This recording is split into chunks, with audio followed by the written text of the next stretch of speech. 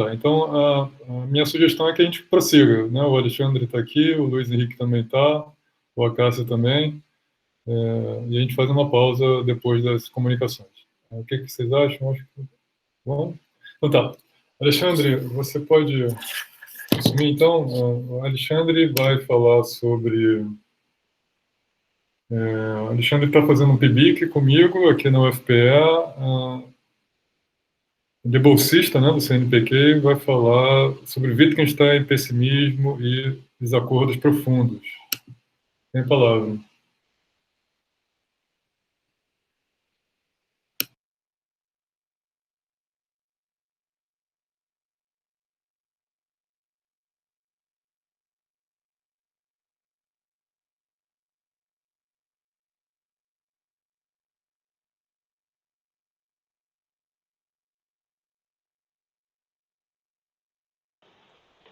Bom dia, só estou tentando aqui compartilhar a tela.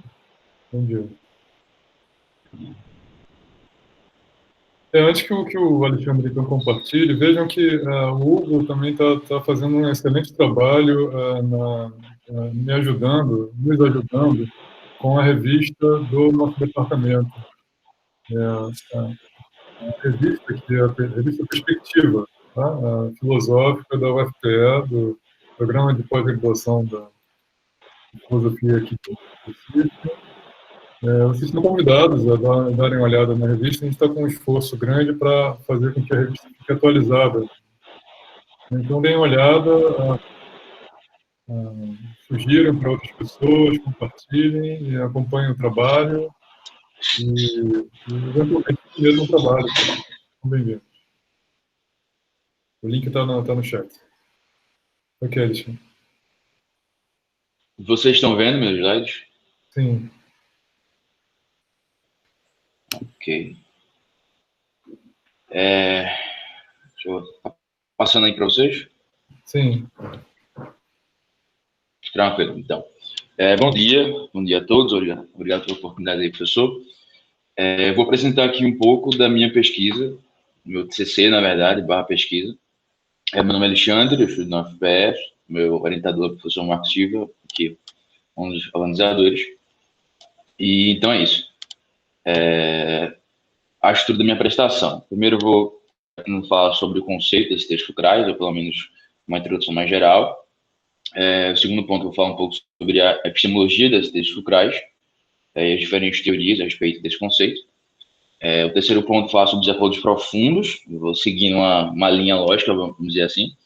E depois, as duas perguntas que vão orientar o meu TCC e a minha pesquisa que estou desenvolvendo agora, que é, primeiro, se é possível resolver desacordos profundos racionalmente, e segundo, que é a consequência natural, é se Wittgenstein é pessimista. E, por fim, eu vou falar um pouco sobre a tese que eu pretendo defender no meu TCC. Então, eu acho que o primeiro conceito que a gente precisa trabalhar, seguindo essa ordem, é o conceito das incertezas fulcrais. Primeiro ponto, sim, é um conceito que surgiu a partir da obra sobre a certeza, do Wittgenstein.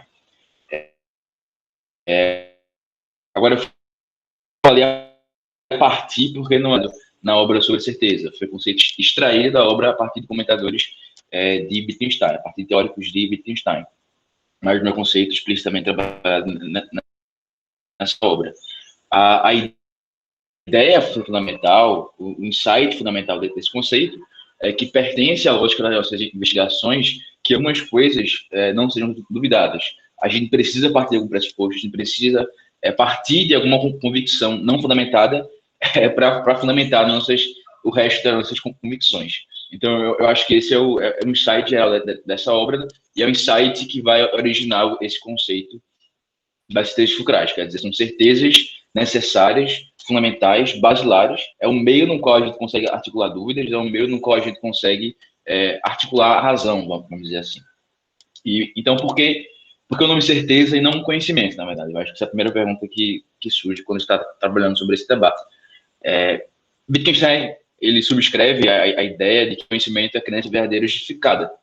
E enquanto esse tipo de certeza está fora do campo da razão, está fora do campo da evidência, ou da ideia de justificação, vamos dizer assim, não faz sentido falar que esse tipo de conhecimento, vamos dizer assim, é de fato conhecimento. Então, por isso eles chamam de certeza. Essa seria como uma regra gramatical, como uma regra lógica. Seria um meio necessário para a gente articular a razão. Ele usa a metáfora da dobradiça, quer dizer, para uma porta conseguir se mexer, algo precisa ficar parado. A dobradiça precisa ficar parada. Mesma coisa no nosso conhecimento. Para a gente conseguir articular dúvida, para a gente conseguir articular a razão, algo precisa ficar sólido, algo precisa ficar fora do campo da nossa investigação. Um último ponto que eu acho muito interessante, que Fogelin trabalhou bastante sobre, é essa característica de framework das certezas fulcrais. Como o Hugo falou na última apresentação, de que as certezas fulcrais não são isoladas, mas eles estão em uma rede complexa, estão interconectadas em uma rede complexa de interdependência. Então, você não consegue mexer em uma certeza fulcral sem mexer em todo o sistema. Então, essa rede, vamos dizer assim, de certezas fulcrais forma o que Fogelin chama de visão de mundo, ou forma de vida, vamos dizer assim. E frame of não sei o quê. Eles têm uma outra metáfora que ajuda a entender esse conceito das certezas fulcrais, que Wittgenstein usa, que é a ideia do leito do rio e da água. Quer dizer, para a água conseguir escorrer, precisa de um leito, precisa de um meio. Então, esse meio seria certezas fulcrais, que permite com que a água flua. A água seria o conhecimento, nessa metáfora, né? Essa metáfora para ajudar um pouquinho a entender. Separei aqui duas passagens que resumem bem esse insight, esse argumento, que é na raiz de convicção fundamentada, encontra de uma convicção não fundamentada. E as perguntas que formulamos e as nossas dúvidas dependem do fato de algumas proposições estarem isentas de dúvidas. Seria como dobradiças em volta das quais as dúvidas giram. O OC é uncertainty, é sobre a certeza em inglês. Esqueci de traduzir. Aí, certo. A gente entendeu que são certezas. O que seria a epistemologia das certezas fulcrais? Naturalmente, são diferentes teorias a respeito do conceito. Mas por que existem diferentes teorias? Perdão. Basicamente, a obra, com certeza, é uma obra inacabada, foi feita através de fragmentos de reflexões de Wittgenstein, deixadas depois que ele morreu. Então, não é um tratado fechado, não é uma obra acabada, vamos dizer assim. Então, tem muitos pontos controversos, tem muitos conceitos pouco claros e muitos argumentos meio desenvolvidos, vamos dizer assim. Inclusive, muitos comentadores de Wittgenstein, especialistas em Wittgenstein, dizem que o próprio Wittgenstein não tinha uma ideia muito clara do que ele estava trabalhando, somente do conceito de textos fulcrais. Então, por ser uma obra inacabada, por ter pontos ainda controversos, existem muitas teorias sobre as certezas fulcrais, sobre qual é a natureza das certezas fulcrais, como a gente se relaciona com elas. Essas teorias podem ser divididas em dois grupos: as teorias epistêmicas e as teorias não epistêmicas. As teorias epistêmicas definem a tese que sim, as certezas fulcrais são passíveis de avaliação racional e podem ser justificadas ou não justificadas, e as teorias epistêmicas definem a tese que as certezas fulcrais não são passíveis de avaliação racional e, portanto, não são justificadas nem não justificadas, são arracionais. Eu separei aqui duas teorias de cada esfera. Na teoria epistêmica tem Entitlement Theory e a Inferential Contextualist Theory. Na teoria não epistêmica tem a Non-Propositional Theory e a Non-Belief Theory. São teorias que eu vou falar mais quando estiver falando sobre desacordos profundos. Então, certo. A gente discutiu sobre certezas fulcrais, as diferentes teorias sobre certezas fulcrais. Pelo menos a gente não falou sobre, mas falou que elas existem. E seguindo a linha lógica do TCC, eu vou falar sobre desacordos profundos. Para manter a linha lógica, eu vou falar a tese para manter vocês engajados aqui. Desacordos profundos são desacordos sobre certezas fulcrais. Pronto.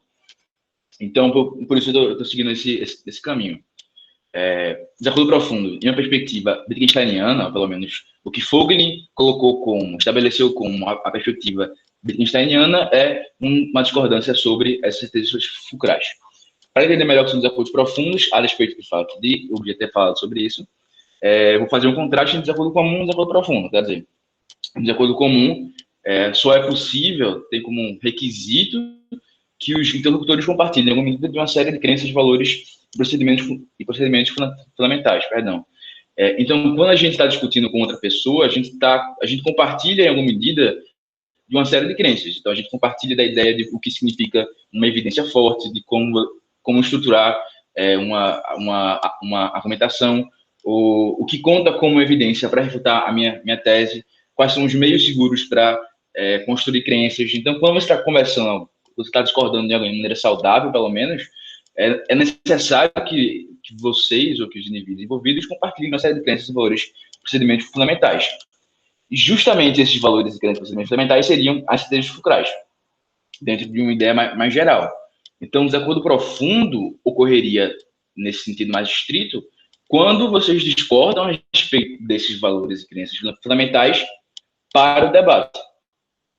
Então, queria fazer esse contraste para deixar claro que é um desacordo comum e é um desacordo profundo. Então, se as certezas fulcrais fornecem fundamento ou meio no qual as razões podem ser dispostas, no caso, as razões podem ser dispostas à ideia de desacordo comum, o desacordo profundo é quando você discorda a respeito desse fundamento ou meio. Então, quão raros são os desacordos profundos? Isso uma pergunta que o Hugo fez e que eu também me fiz, só que dentro desse contexto do meu TCC. Considerando que desacordos profundos são discordâncias a respeito de textos fulcrais, o quão raros são desacordos profundos? Para responder essa pergunta, você precisa responder a pergunta do que o que são textos fulcrais. No sentido mais restrito, os exemplos mais genéricos de textos fulcrais são proposições como eu tenho duas mãos, a Terra existe há mais de 15 minutos, eu não sou um cérebro e um aquário, tá ligado? São expressões mais básicas, mas dentro daquela ideia de framework de Fogel, de que as nossas proposições estruturantes, nossas certezas fulcrais, formam a nossa visão de mundo, formam o nosso way of life, nossa forma de vida,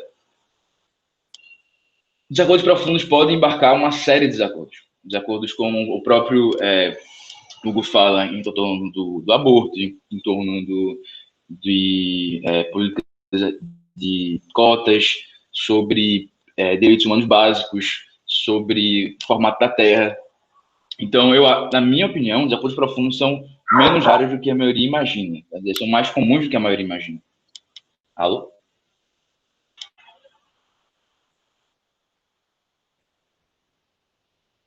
Foi mal. Eu ouvi um chiado, achei que tava bugando. Tá me ouvindo? Sim, tá tudo bem, pode continuar. Alô? Pode continuar. Ok. Então, com relação ao desacordo profundo...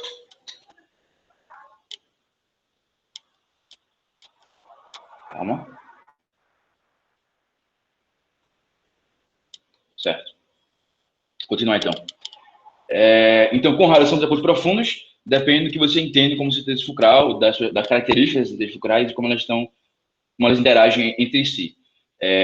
A ideia que eu vou usar no meu TCC é a ideia de Fogel, de Framework Proposition. As certezas fulcrais são proposições estruturantes que formam nossa forma de vida, então, desacordos profundos embarcam uma série de coisas. Eu acho que os exemplos que o Hugo usou em relação a Damares e a Greta, eu acho que seriam excelentes exemplos de acordos profundos. Eu tô ouvindo chiado.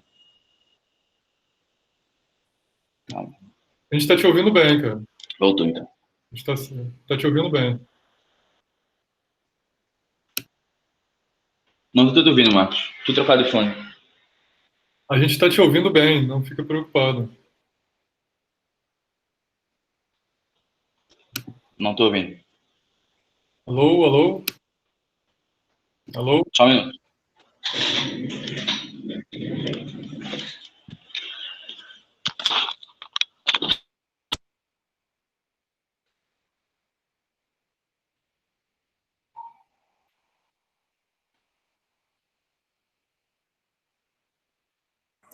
Fala agora, Marcos, por favor. A gente está te ouvindo bem, né? Então tá sem problema.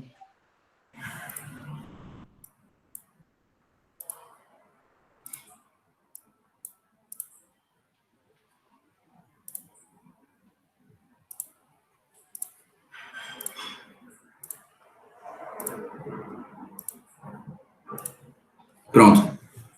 Estão me ouvindo? Sim. Pronto, voltou. Foi mal aí. No Bluetooth é complicado. Voltando então. Quão raros são desacordos profundos? depende da forma como você vê esses textos fulcrais, mas eu vou usar o exemplo de Fogel das reproduções estruturantes. O último ponto, que, na minha opinião, é mais interessante em relação aos desacordos, é o problema prático dos desacordos profundos. O que é basicamente o problema prático é quando indivíduos ou grupos de indivíduos precisam tomar decisões coletivas sobre políticas que vão afetar todo mundo. Então, imagine, por exemplo, o exemplo comum da tragédia da moralidade de senso comum, quando duas tribos com sistemas de crenças completamente diferentes precisam discutir, precisam chegar a uma posição sobre como dividir um pasto. Então, vai ser grupos de indivíduos com crenças estruturantes diferentes que precisam tomar uma decisão que vai afetar a todos. Então, desacordo profundo não é só teoricamente estimulante, mas partindo do ponto que desacordos profundos existem e são mais comuns do que a maioria imagina, ele também oferece um problema prático, que a gente vive diariamente no parlamento, enfim. Aí vai o quarto ponto. É possível resolver desacordos profundos racionalmente? Uma das perguntas que está orientando o meu TCC. Tem duas respostas duas posições para essa pergunta, que o Hugo já falou. A otimista e a pessimista. O otimista defende que sim, é possível resolver racionalmente. Pessimistas dizem que não é possível resolver desacordos profundos racionalmente. Mas o que significa resolver racionalmente? Qual é a ideia de resolver racionalmente que a gente está usando aqui? Tem três, basicamente. Meu tempo está acabando, então eu vou tentar passar por elas rapidamente. A ideia de resolvibilidade é basicamente quando dois indivíduos têm o mesmo estado doxástico em relação a uma proposição P. A ideia de resposta racional, quando cada indivíduo responde racionalmente, ou tem um estado doxástico racionalmente permitido em relação a uma proposição P, perdão. E o terceiro ponto é o de persuasão racional, é quando A persuade B a assumir o mesmo estado doxástico em relação a uma proposição P. Sim, é basicamente isso. A ideia mais mainstream no meio da epistemologia é a ideia de resposta racional. Mas eu acho que a única ideia que faz sentido dentro do problema dos desacordos profundos, e a única ideia de resolução racional que faz sentido, principalmente dentro do problema prático dos desacordos profundos, a ideia de persuasão racional, quer dizer, quando A persuade B a assumir o seu estado doxástico em relação a uma proposição P. Para mim, é a única que faz sentido. Porque a primeira permite a ideia de que, por exemplo, ambos poderiam concordar nessa primeira ideia de resolução, ambos poderiam concordar que ambos têm boas razões para discordar. Então, isso não necessariamente resolveu o desacordo profundo. E a ideia essa ideia de resposta racional permite que indivíduos assumam estados doxásticos diferentes, mas racionais, o que também não resolve um desacordo profundo, principalmente pelo problema prático que eu falei anteriormente. Então, a partir desses três modos de resolução racional, o Hanali vai estabelecer esses três tipos diferentes de pessimismo, que é o pessimismo modesto, o pessimismo moderado e o pessimismo radical. O modesto proíbe apenas o terceiro tipo de persuasão racional, o moderado proíbe apenas o primeiro, e o radical proíbe os três. Eu destaquei o primeiro porque é o que nos interessa aqui. É a ideia de você proibir o tipo de resolução racional pertinente ao debate que a gente está tendo aqui sobre o problema prático e sobre o problema dos desacordos profundos. Aí vai a pergunta: Wittgenstein é pessimista? Como eu falei, para responder essa pergunta é necessário entender a natureza desse fulcrais e nossa relação com elas. Voltando à linha lógica. Desacordos profundos são desacordos a respeito de certezas fulcrais. Só que existem várias teorias sobre certezas fulcrais. Então, dependendo da forma de como você entende as certezas fulcrais, ela vai ter não só uma visão do desacordo profundo diferente, como uma resposta para essa pergunta. E aí, vai ser possível resolver esse desacordo profundamente? Então, por exemplo, teorias não epistêmicas das certezas fulcrais questionam a própria existência do desacordo profundo. Quer dizer, as teorias epistêmicas, como eu falei anteriormente, definem a tese que não. As certezas fulcrais não são passíveis de avaliação racional, não são nem justificadas nem não justificadas. A partir dessa ideia, os desacordos profundos não são nem possíveis. Mas, como, por exemplo, se a gente partir de outras teorias das certezas fulcrais, como algumas teorias epistêmicas, por exemplo, as certezas fulcrais são sim passíveis de avaliação racional e poderiam ser fruto de argumentação ou de desacordos. Então, a partir de cada teoria, vamos dizer assim, a gente pode extrair não só uma visão de desacordo profundo, mas a visão de se é possível ou não resolvê-los. Então, a ideia do meu TCC é essa, é mapear e analisar as teorias wittgensteinianas que versam a respeito dessas certezas e categorizá-las quanto ao grau de pessimismo ou otimismo dentro do contexto de desacordos profundos, obviamente. Então, eu falo aqui sobre as teorias epistêmicas e as teorias não epistêmicas, dentro desse contexto de que o que cada uma vai defender. Então, eu acho intuitivo que as teorias não epistêmicas defendem uma tese, um pessimismo radical, enquanto teorias epistêmicas podem defender otimismos ou diferentes tipos de pessimismo, moderados, e, enfim. Considerações finais. A tese que eu vou sustentar nesse trabalho é basicamente a ideia que todas as teorias desenvolvidas até então, pelo menos aquelas 4 que eu pretendo trabalhar, defendem uma visão pessimista, no mínimo moderada. Quer dizer, e que nenhuma das principais teorias desenvolvidas até então oferece um suporte adequado para a visão otimista. Dentro do problema prático dos desacordos profundos, eu acho que a primeira pergunta que a gente faz é se é possível resolver isso racionalmente. Eu acho que essa é a pergunta do meu TCC, e até onde eu estudei, eu imagino, até que eu vou tentar defender, que não é possível. A segunda pergunta que a gente precisa fazer dentro desse problema prático é o que vamos fazer. Se 2 grupos precisam tomar uma posição, tomar precisam escolher alguma coisa para fazer diante de uma política, diante de alguma ação que vai afetar todo mundo, suspender o juízo não é uma opção. Você precisa ser tomada uma decisão, mesmo dentro do profundo. Então, a ideia que eu pretendo citar e não desenvolver é das teorias que trabalham o problema prático do desacordo profundo. Quer dizer, o que vamos fazer? Como proceder diante do desacordo profundo que não pode ser resolvido racionalmente? Aí tem 2 formas, tem 2 métodos. Tem o método game e o conciliatorismo. Então, a ideia desse final e de citar essas considerações, essas soluções práticas, é para fazer um gancho para o futuro mestrado e falar um pouco mais sobre isso. Mas essa é a ideia geral do TCC. Desculpa os problemas técnicos que rolaram no meio. Mas é isso. Obrigado aí. Agora vem para dúvidas, questões, questionamentos e críticas. Obrigado, Alexandre, pela apresentação. Em verdade, você tinha mais 5 minutos. Sem problema, muito bom. O Luiz que já levantou o braço no chat. Pode fazer a pergunta.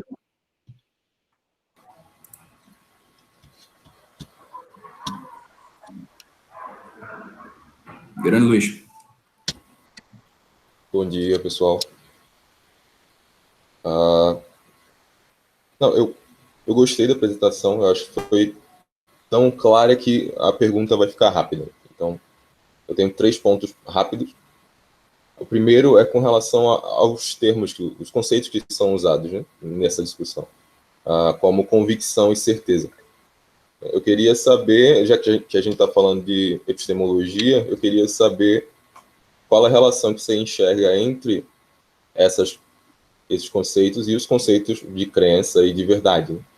Até porque, quando você estava falando sobre pessimismo, acho que um dos pontos você falava algo sobre compartilhar uma atitude doxástica, né? Uma atitude de crença.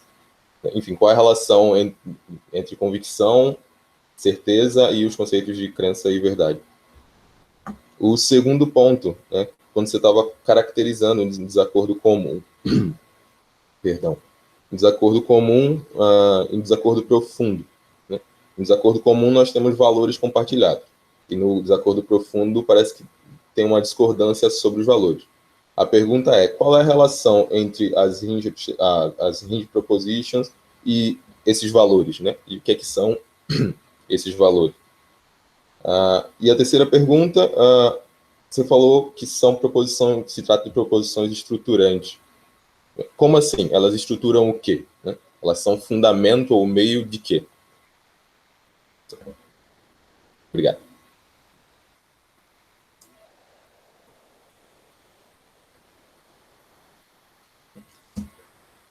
Obrigado pela pergunta, Luiz. A relação entre convicção, certeza, crença e verdade é extremamente controversa, principalmente dentro da epistemologia dos textos culturais.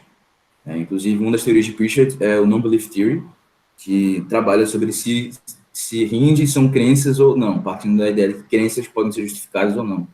Mas eu acho que a ideia geral que eu posso estabelecer entre convicção, crença e verdade e certezas culturais é basicamente a ideia de conhecimentos que são justificados ou que partem têm como princípio algum tipo de evidência, de algum tipo de justificação, e as certezas fulcrais como a ideia de ser racional e necessário. Então, acho que essa é a única distinção clara que eu posso fazer sem cair num debate da epistemologia de certezas fulcrais. Em relação aos rindes, a segunda pergunta foi em relação aos rindes e os valores dentro do acordo profundo. Né? A ideia que eu queria deixar clara é que os acordos comuns, como eu falei, precisam desses valores compartilhados, valores, crenças e procedimentos. A minha ideia, a ideia de Fogling, é que essas crenças, valores e procedimentos são certezas fulcrais, entendeu? Essas crenças, procedimentos e valores de como fazer de como argumentar, de que conta como evidência, de princípios fundamentais de como argumentar, enfim, são certezas fulcrais. Então, se você tem certezas diferentes ou proposições diferentes, você está discordando profundamente. Você está discordando a respeito dessas certezas fulcrais. Em relação à proposição estruturante, no caso, o que ela estrutura? A ideia de Fogling é que ela estrutura a nossa forma de vida ou nossa visão de mundo. Quer dizer, as ideias que certezas fulcrais, então, estão interligadas em uma rede complexa de interdependência e que toda essa rede, esse framework, forma a nossa visão de mundo, forma a nossa way of life, nossa forma de vida. Acho que é isso.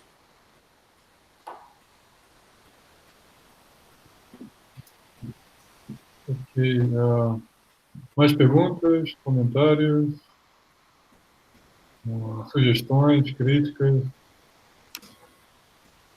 Eu também tenho várias questões. A gente vai poder falar sobre elas no futuro próximo, certamente. Tá. Pensei que tinha alguma coisa no chat aqui. Vou fazer duas perguntas, assim, né? Mais uma espécie de crítica por uma ausência e depois uma provocação. Eu gostaria de ouvir um pouco você a respeito disso. Veja que eu concordo com a primeira pergunta que o Luiz fez para você. Talvez você tenha que fazer uma espécie de mapeamento desse vocabulário mais epistêmico que você está usando, né? Especialmente esse vocabulário quando você fala sobre convicção, convencimento, persuasão. Usualmente, isso é muito importante, usualmente, por exemplo, convencimento e persuasão, quando são tratados nesse horizonte dessa discussão epistêmica voltada para a Hindu Epistemology, eles são antagônicos, eles são diferentes. Assim, né? Convencimento seria por base racional, grosseiramente, né? A partir de trocas discursivas. Persuasão, trocas discursivas, digamos, proposicionais, né? Com justificações. Ao passo que persuasão já tem elementos não racionais, emocionais, sentimentais envolvidos nele, né? Por isso que quando, por exemplo, na apresentação do Hugo, ele confluiu, em certos momentos, persuasão com, no extremo, chega a ser uma conversão. É outro vocabulário específico que aparece sobre a certeza e parece ser a solução, entre aspas, do Wittgenstein para desacordos profundos, que lá não é uma solução, né?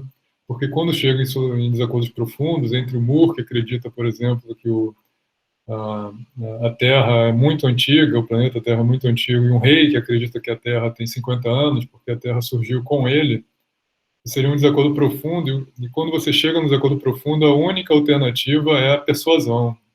Ou, nesse caso, Bekeron. Bekeron é conversão, literalmente, né? Você tem que converter o seu interlocutor a uma nova visão de mundo. Isso não necessariamente é com procedimentos racionais, né? Aliás, seria difícil fazer isso com procedimentos racionais. É uma espécie de conversão. E a palavra conversão é interessante, né? Porque é uma espécie de mudança de visão de mundo automática, como se ela rearticulasse o sistema de crenças a partir de novas sentenças fulcrais, né? Seria uma nova perspectiva, uma mudança muito radical, né? E não é à toa que também é usada nesses contextos religiosos, né?